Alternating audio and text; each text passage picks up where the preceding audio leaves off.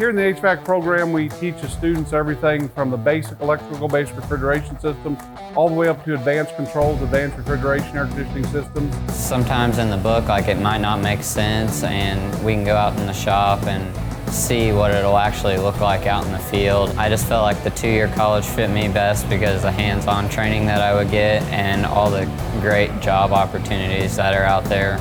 I got my internship, and at the time I really wasn't too keen on it, didn't know really what I wanted to do in HVAC.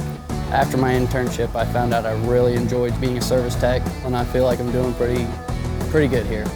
And it's going to benefit me in the long run. I got a good job lined up.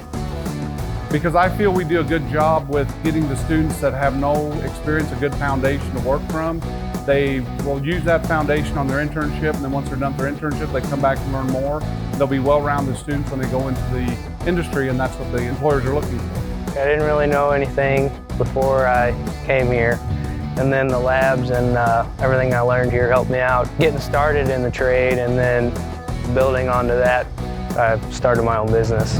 At State Tech, you're gonna come away with great technical skills, great soft skills. You're gonna come away with a college degree and have a great springboard and foundation that really sets you up for the rest of your career, especially with financial aid and other opportunities.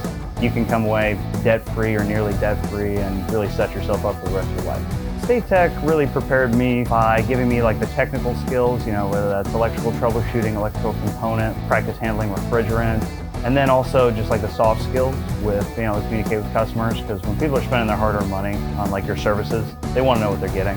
You really get to know those guys. I was in a couple of those guys' weddings, and there's still a great technical resource now. These guys are all over the country working on all kinds of different things. We stay in great touch. They're a network that I still draw upon today.